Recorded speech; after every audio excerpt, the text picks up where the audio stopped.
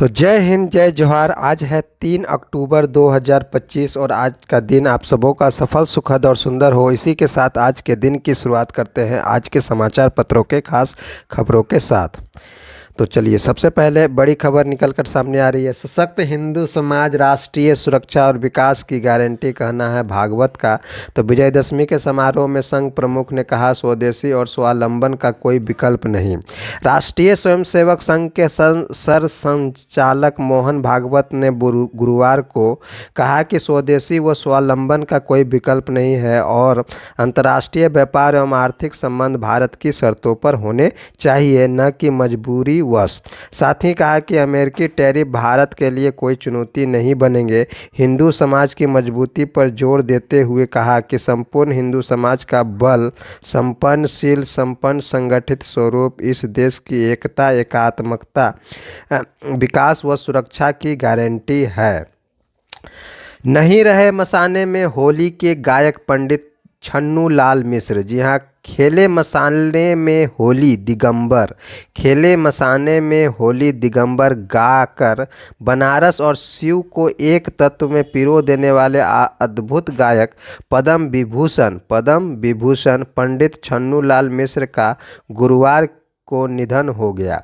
पंडित छन्नू लाल मिश्र का गुरुवार को निधन हो गया। उन्होंने सुबह बेटी नम्रता मिश्रा मिर्जापुर स्थित आवास पर अंतिम सांस ली। पार्थिव शरीर वाहन से औरंगाबाद स्थित पंडित जी के आवास लाकर दर्शनार्थ रखा गया। रात में अंतिम यात्रा निकाली गई। मणिकर्णिका घाट पर अंत्येष्टि की गई। मुखाग्नि पुत्र राम कुमार मिश्र ने दी। सर क्रिक में नापाक हरकत का जवाब, इतिहास भूगोल बदल देगा, राजनाथ सिंह। कहना है राजनाथ सिंह। रक्षा मंत्री ने भुज में सैनिकों के साथ मनाया दशहरा, शस्त्र पूजन भी किया। कच्छ के रन में पाकिस्तान की सैन्य बुनियादी ढांचे में विस्तार पर राजनाथ ने दी चेतावनी। रक्षा मंत्री राजनाथ सिंह ने भुज में एक कार्यक्रम में पाकिस्तान को चेतावनी दी कि सर क्रिक क्षेत्र में किसी भी दुस्साहस का मुंहतोड़ जवाब दिया जाएगा। ये इस कदर घातक होगा कि इतिहास और भूगोल सब बदल जाएगा। राजनाथ ने ये चेतावनी भुज के आसपास विवादित क्षेत्र में पाकिस्तान के सैन्य ढांचे में हो रहे विस्तार को देखते हुए दी है। भारत में लोकतांत्रिक व्यवस्था पर हमला, कहना है राहुल का। तो कांग्रेस नेता राहुल गांधी ने कहा कि वर्तमान में भारत में लोकतांत्रिक व्यवस्था पर बड़े पैमाने पर हमला हो रहे हैं।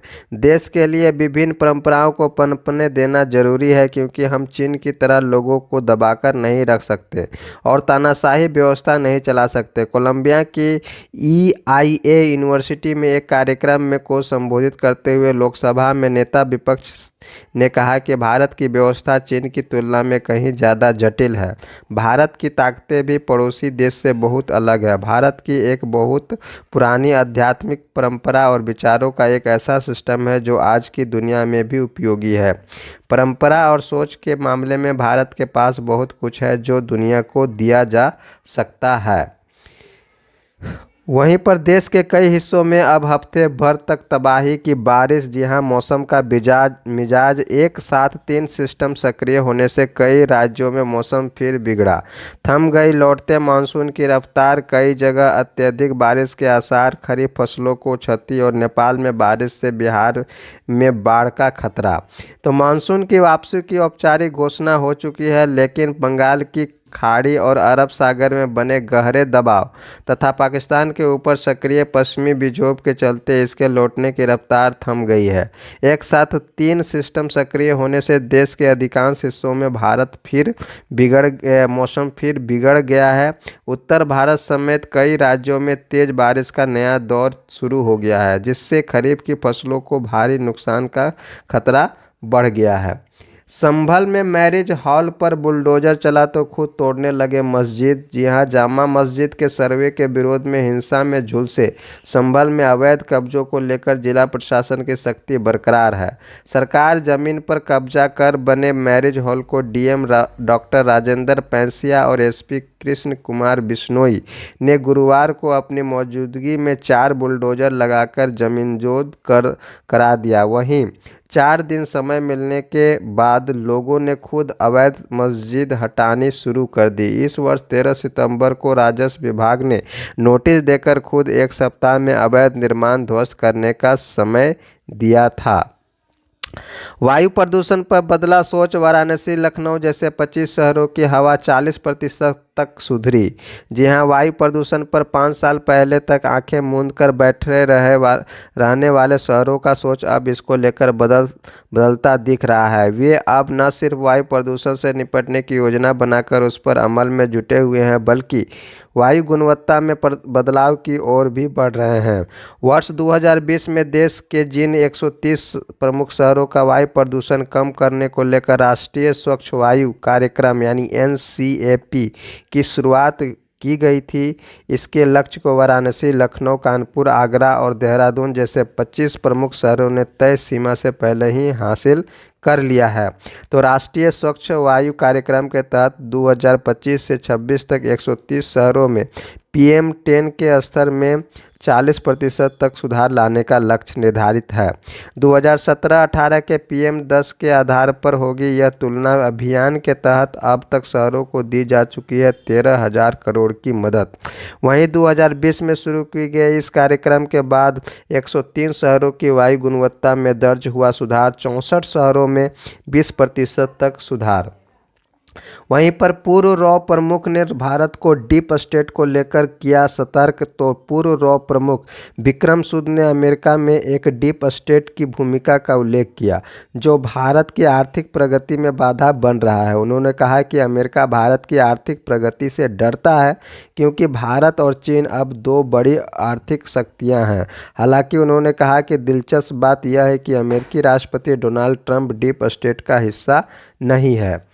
भारत और फ्रांस की वायुसेनाएं बढ़ा रही हैं और रणनीतिक साझेदारी तो सहयोग। 22वीं एयर स्टाफ वार्ता में रक्षा सहयोग बढ़ाने पर जोर। एयर स्टाफ वार्ता भारत और फ्रांस के लिए एक महत्वपूर्ण मंच के रूप में करता है कार्य। तो भारतीय वायुसेना और फ्रांसीसी वायु और अंतरिक्ष बल FSF के बीच 22वीं एयर स्टाफ वार्ता का 3 दिवसीय आयोजन नई दिल्ली में 29 सितंबर से 1 अक्टूबर तक किया गया। इसमें दोनों पक्षों ने द्विपक्षीय रक्षा सहयोग को बढ़ाने पर ध्यान केंद्रित किया। इन चर्चाओं में संयुक्त प्रशिक्षण, संयुक्त अभ्यास, विचारों का आदान प्रदान, पेशेवर सैन्य शिक्षा और सर्वोत्तम प्रथाओं को साझा करने जैसे प्रमुख क्षेत्रों को शामिल किया गया है।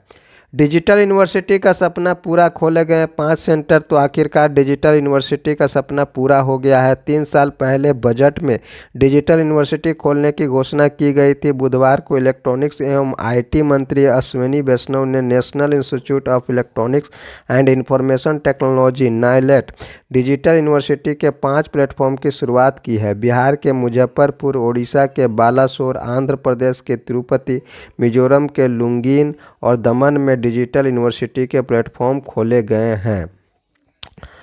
वहीं भारत और चीन इस महीने फिर शुरू करेंगे सीधी हवाई सेवाएं। जी हां, विदेश मंत्रालय का कहना है कि भारत और चीन इस महीने के अंत में सीधी हवाई सेवाएं फिर से शुरू करेंगे। यह सेवाएं तकरीबन पिछले 5 वर्षों से बंद था।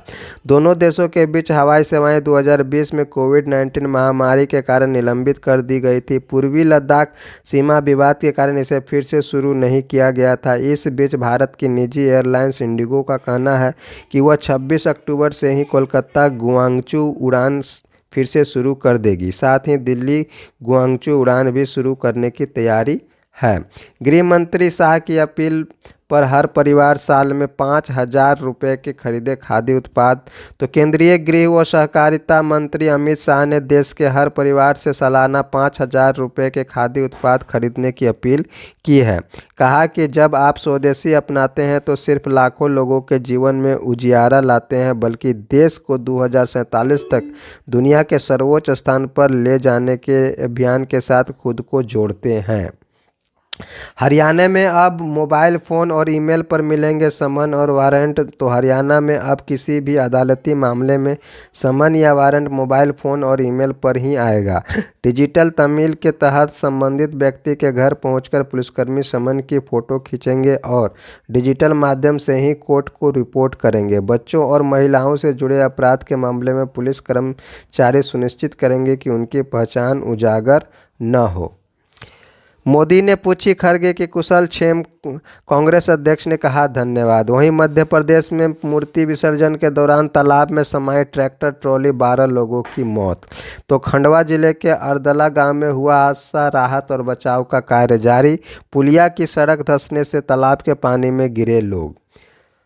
वहीं एनसीआरबी की रिपोर्ट, खराब जांच और गवाहों के मुकरने से बरी हो जाते हैं ज़्यादातर अभियुक्त। तो किसी भी अपराध के घटित होने पर पीड़ित पक्ष यह उम्मीद लेकर एफआईआर दर्ज कराता है कि अपराधी को सज़ा मिलेगी, लेकिन देश भर में अपराधों पर राष्ट्रीय अपराध रिकॉर्ड ब्यूरो यानी एनसीआरबी के आंकड़े बताते हैं कि दोष सिद्धि की दर अत्यंत खराब है।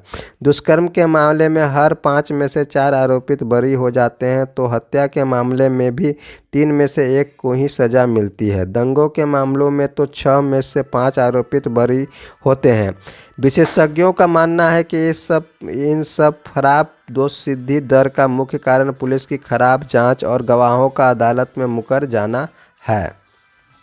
बरेली में इंटरनेट बंद, जुमे की नमाज से पहले फोर्स तैनात, बढ़ी निगरानी। तो पिछले शुक्रवार को उपद्रव के बाद इस बार विशेष सतर्कता, ड्रोन और कैमरों से निगरानी। मौलाना रजवी की अपील, प्रदर्शन के बजाय मोहम्मद साहब की शिक्षा अपनाएं। शुक्रवार की जुमा की नमाज से पहले बरेली शहर में पुलिस, पीएसी, आरएएफ के 8000 जवान तैनात कर दिए गए। ड्रोन के जरिए छतों पर देखा जा रहा है कि कहीं पत्थर एकत्र न हो। सतर्कता की दृष्टि से गुरुवार दोपहर 3 बजे से शनिवार दोपहर 3 बजे तक 48 घंटे इंटरनेट सेवा बंद कर दी गई। इसके पीछे अधिकारियों ने तर्क दिया कि इंटरनेट, मीडिया, व्हाट्सएप ग्रुप्स आदि के जरिए अराजक तत्व माहौल बिगाड़ने वाले संदेश भेज सकते हैं। छत्तीसगढ़ में 1 करोड़ रुपए के 49 इनामी सहित 103 माओवादियों का समर्पण। वहीं छत्तीसगढ़ के बीजापुर जिले में गुरुवार को 103 माओवादियों ने समर्पण कर दिया। इनमें 49 माओवादी पर 1 करोड़ 6 लाख रुपए का इनाम घोषित था। यह घटना राज्य में माओवादी विरोधी अभियानों के लिए ऐतिहासिक सफलता मानी जा रही है।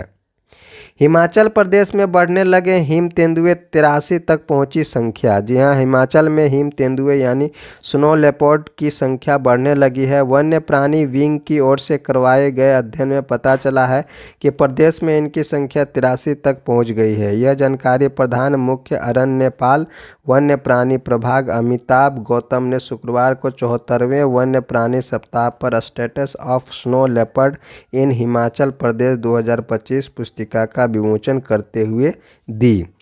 मणिपुर में भीड़ ने पुलिस काफिले पर किया हमला। वहीं पर शीतकाल के लिए 25 नवंबर को बंद होंगे बद्रीनाथ धाम के कपाट।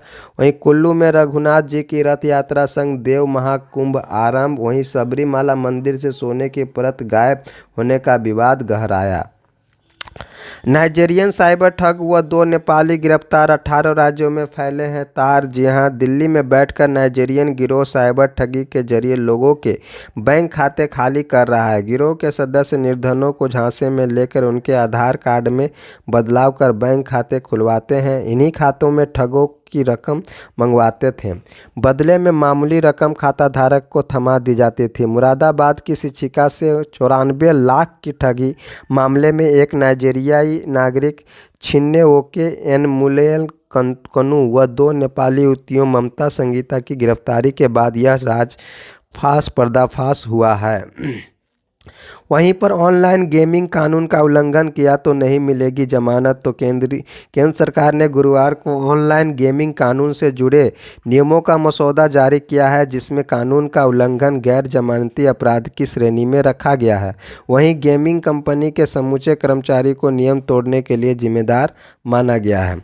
राजस्थान में पुलिस हिरासत मौत मामले में थानेदार समेत 5 पुलिसकर्मी निलंबित हो गए हैं। तो राजस्थान के डूंगरपुर जिले में चोरी के आरोप में गिरफ्तार 22 वर्षीय दिलीप आहारी की पुलिस हिरासत में मौत मामले में कार्रवाई करते हुए एसपी मनीष कुमार ने दौड़ा थाने सीआई जांच अधिकारी हेड कांस्टेबल देवसोम नाथ, चौकी प्रभारी और 2 कांस्टेबल को निलंबित कर रिजर्व लाइन भेज दिया है। पीओजेके में हिंसा जारी, 3 पुलिसकर्मियों समेत 9 और की मौत हो गई है। तो जेके जेएसी की मांगों को नज़रअंदाज करने से बिगड़े हालात। पाकिस्तानी पीएम ने हिंसक प्रदर्शनों के बीच पीओके की स्थिति पर गहरी चिंता जताई। पाकिस्तान के कब्जे वाले जम्मू कश्मीर यानी पीओजेके में जारी हिंसक टकराव में 3 पुलिसकर्मियों समेत 9 और लोग की मौत हो गई है। जम्मू कश्मीर ज्वाइंट अवामी एक्शन कमेटी यानी जेकेजेएसी सेल्फ रूल चार्जर की मांग को लेकर आंदोलनरत है। फिलहाल मुजफ्फराबाद के बाद यह आंदोलन मीरपुर, पुंछ, नीलम, भीमबर और पलांदरी, धीरकोट में भी फैल चुका है। इन क्षेत्रों में जनजीवन पूरी तरह ठप हो गया है, बाजार बंद हैं, सड़कें अवरुद्ध हैं और मुजफ्फराबाद में इंटरनेट सेवाएं भी बंद कर दी गई हैं। पाक में साल की तीसरी तिमाही में हिंसा में 46% की वृद्धि हुई है। पाकिस्तान से आज़ादी मांग रहा है गुलाम जम्मू कश्मीर। तो गुलाम जम्मू कश्मीर पिछले 3 दिन से जल रहा है। 15 लोगों की मौत हो चुकी है, इंटरनेट सेवाएं ठप हैं और बाजार बंद है। अगर कुछ सुनाई दे रही है तो सिर्फ आंसू गैस, गोलियों की आवाज़ और आज़ादी के नारे। जारी हिंसा गत कई वर्षों से पाकिस्तान के प्रति लगातार बढ़ते जन आक्रोश का परिणाम है, इसलिए वहां अब पाकिस्तान से आज़ादी की मांग उठने लगी है।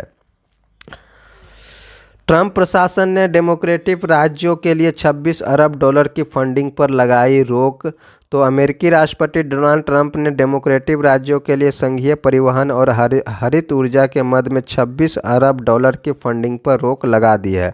डेमोक्रेट्स का गढ़ कहे जाने वाले न्यूयॉर्क की मेट्रो तथा हडसन सुरंग परियोजनाओं के लिए $18 अरब रोक दिए गए हैं। $500 अरब की संपत्ति वाले पहले व्यक्ति बने हैं एलन मस्क। तो टेस्ला के सीईओ एलन मस्क दुनिया के ऐसे पहले व्यक्ति बन गए हैं जिनकी संपत्ति $500 अरब के पार पहुंच गई है। मस्क की संपत्ति में बढ़ोतरी के प्रमुख कारण इस वर्ष टेस्ला के शेयर मूल्यों और उनकी अन्य तकनीक कंपनियों के मूल्यांकन में वृद्धि है। फोर्ब्स अरबपतियों की सूची में दूसरे स्थान पर ओरेकल के संस्थापक लैरी एलिसन है। उनकी संपत्ति $350 अरब से ज़्यादा है। राशन ले गाजा जा रहे 40 जहाज़ों को इजराइल ने रोका। तो गाजा के लिए खाद्य सामग्री ले जा रहे 40 छोटे जहाज़ों को गुरुवार को इजरायली नौसेना ने समुद्र में रोक दिया। इजराइल के इस कदम का विश्व भर में निंदा हुई। इन जहाज़ों में 400 से ज़्यादा मानवाधिकार कार्यकर्ता और पर्यावरणविद मौजूद हैं।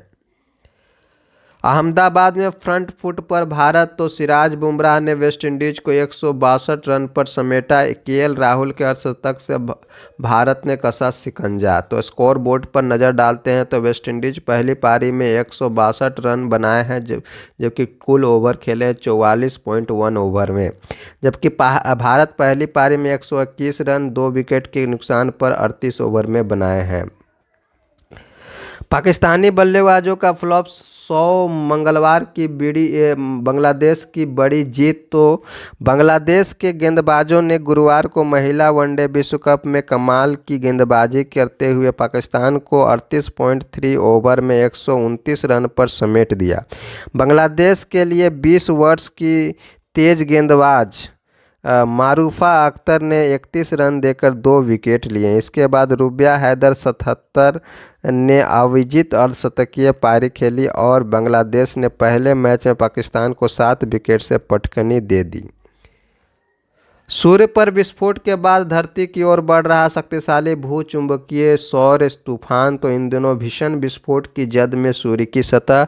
सूर्य इन दिनों जबरदस्त विस्फोटों की जद में है। सोमवार को हुए विस्फोट के बाद इसका शक्तिशाली G3 श्रेणी का भूचुंबकीय और तूफान धरती की ओर बढ़ रहा है। सौर वैज्ञानिकों के अनुसार आने वाले दिनों में भी सूर्य की सतह पर विस्फोट जारी रहेंगे।